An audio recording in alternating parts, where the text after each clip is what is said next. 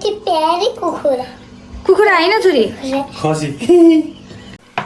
अदुवा पनि चाहिन्छ हामीलाई त्यही भएर म अदुवा चाहिँ मसिनोसँग काट्दै गर्छु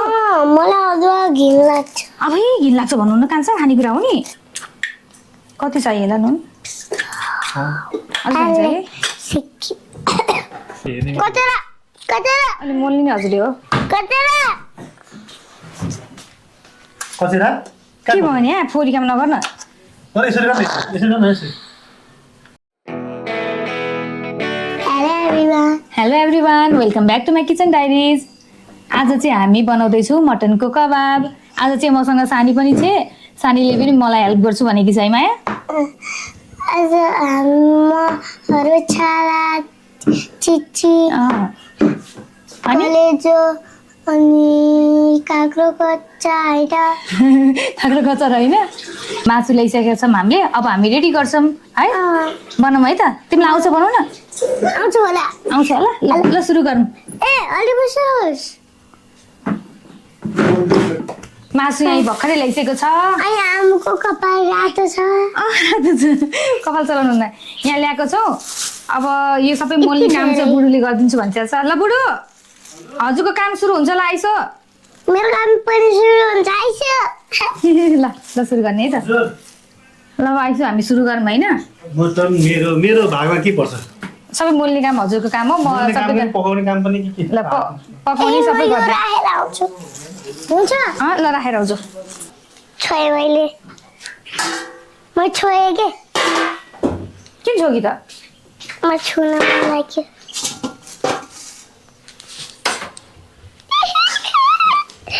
अब चाहिँ सोला चिची देख्यौ no no no no no no no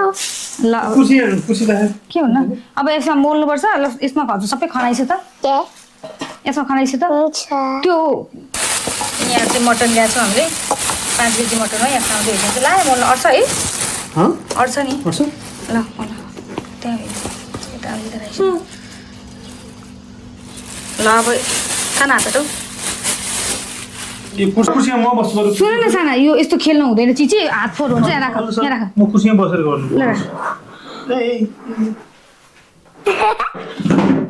अनि मलाई मन लाग्यो नि छुनु हुँदैन चिची त्यस्तो खेल्ने कुरा होइन राख राख राख राख राख राख ल मुस्ने बेला मुसौँ ल एकछिन नगर ल के गर्नु पर्यो भन त अब हजुर बेसार हाल म मुस्छु अदुवा पनि चाहिन्छ हामीलाई त्यही भएर म अदुवा चाहिँ मसिनोसँग काट्दै गर्छु मलाई अदुवा घिन लाग्छ अबै घिन लाग्छ भन्नु न कान्छ खानेकुरा हो नि किन घिन लाग्छ मलाई मन पर्दैन अदुवा मन पर्दैन अदुवाको टेस्ट आउँछ नि त छि भन्नु न माया खानेकुरा हो तिमीलाई टुप पर्दैन नि त तिमी अदुवा नखाऊ है तिमी अदुवा नखाऊ म हाल्छु तिमीलाई अदुवा छानेर दिन्छु है रगत म यहाँ हाल्नु के हाल्ने अब के हाल्ने हो पानी आयो लामो पानी आयो एकछिन के यता रगत के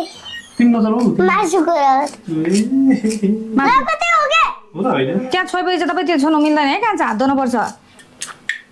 कति चाहियो होला नुन अलिक चाहियो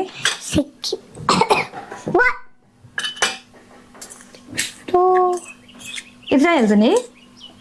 चाहिन्छ है 5 केजीसँग त कता किन नछौ है फोहोर हुन्छ चिलाउनु हुँदैन छोरी हात धो है चिलाउनु हुँदैन कान्छ हात धो आफ्नै खुट्टाले चिलाइरा मासु चाहिँ दिनु है ए जिया धनेको धुलो पुग्दैन नि त खै जिया धनेको धुलो पुग्दैन नि त झिक्न पर्यो यहाँ भित्र मेरो काम चाहिँ बस्ने मात्रै भइरहेको छ अहिलेलाई चाहिँ अब एकछिन आउँछ नि त हजुरको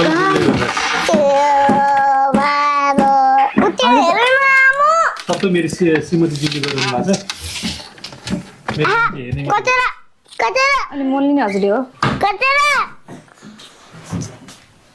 कसेरा के भयो नि फोरी काम नगर्न अरे यसरी गर्ने यसरी गर्न यसरी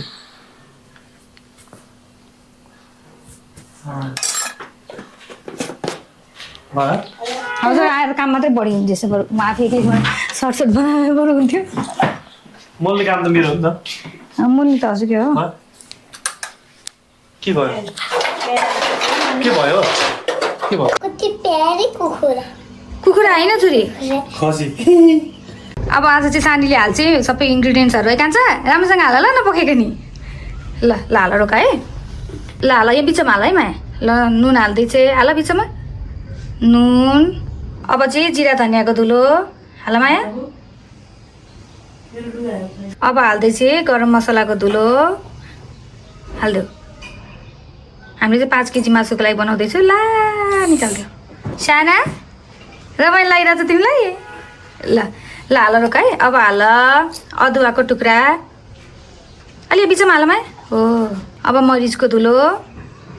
बेसार अलि बिचमा हाल हो कश्मिरी रेड चिल्ली र चिल्ली फ्लेक्स छ ल हाल हो अलि बिचमा हाल हो तोरीको तेल दही अब दही हो यो खाना चिप्ला चिप्लिँदैन ल तिमीलाई मनपर्छ मन पर्दैन कान्छ दही ए छाट्नु हुँदैन जुठो हुन्छ अब कहाँ छाट्ने छाट्ने पो भन्छ ल दही खाने ल एकछिनमा खाने ल हालिदेऊ अब हाल्दैछ सानीले दही बिचमा हाल हो यहाँ हाल दही सानीले त आज ल हाल फेरि हाल ए यो त खानु हुँदैन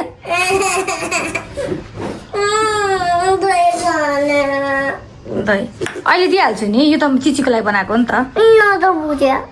ल ल रोक अब यो चाहिँ तेजपत्ता ल अब चाहिँ बुढोले आज हेल्प गर्नलाई चाहिँ हेल्प भनेको चाहिँ मजाले मोल्दिने काम ल मोल्दैछु ल क्यामेरामा देखाएर मोल्दैछु म ल क्यामेरामा देखिँदैन यसरी भन् त देखिँदैन नि त अनुहारै बस्नुपर्छ कि मिल्दैन बसेर ल म समातिदिन्छु यसरी मिल्दैन नि त मिल्छ बिस्तारै मिल्छ न धेरै छ नि त ओ नझर्किन यता ए यस मटन कबाब खाने हो मटन कबाब झऱ्यो भाँडा अलि यता गर्छु म गर्छु मटन कबाब खाने हो मटन सबैलाई मनलाई चेतना भया मोलेर गम खाने हो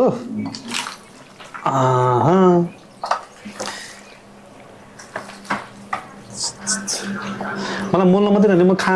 कि पकाउँ पनि बुढो पकाउने पनि त नि हजुर काम मोली मात्रै हो त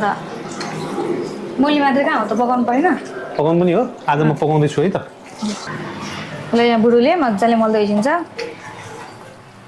अब भयो तल पनि मोल्यो भित्रभित्र मोल्दैछु मोल्यो होला मोल्न त अब हामीले कति मिनट राख्नुपर्छ बुढो मिनेट होइन अब 1 घन्टा जति राखिदिने त्यसपछि पकाउन राख्ने भित्र मसला जान्छ नि त मसला अलिक पुगेन कि क्या हो कि पुगेछ अलिअलि पुगेन अलिकति थोरै थप्नु क्या मसला मात्रै अलिकति मसला पुगेन कि जस्तो लाग्यो थोरै थप्नु है यति 5 केजीमा चाहिँ अहिले अन्दाज नहुने कि ठ्याक्कै ल यति त चाहिन्छ नुन चाहिँ पुग्छ होला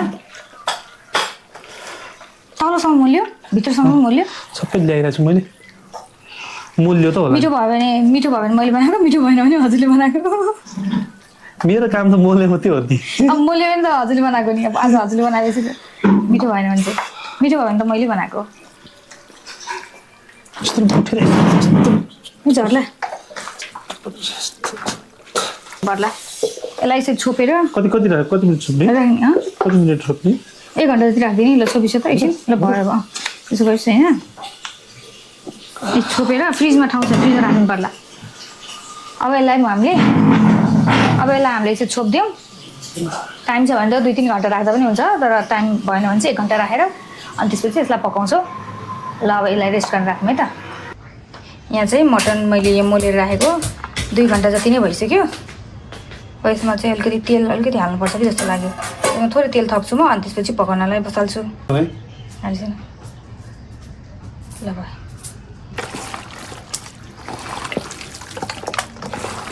अब एकचोटि राम्रोसँग मोलेर अनि यसलाई पकाउनलाई राखिदिने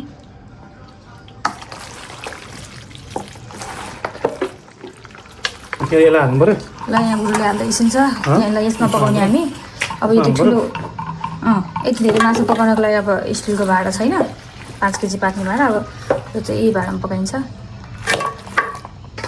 अट्छ नि है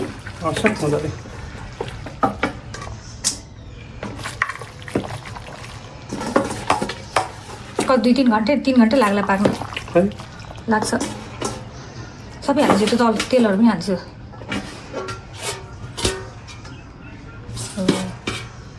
ल आज त ठुलो काम ल भयो मोल्नु पर्दैन होला यसमा त ल मिठो देखियो ल अब यसलाई पकाउन राख्नु पर्यो अब बसालौँ सानो ग्यास पारेर सुरुमा चाहिँ अलिकति ठुलो पार्ने पछि सानो पार्ने अब यसलाई म बसाल्छु अहिले छोप्नुपर्छ ल अब एकछिनमा काटोस् पहिला ल यसलाई चाहिँ बिस्तारै बिस्तारै टाइममा चलाउँदै गर्नुपर्छ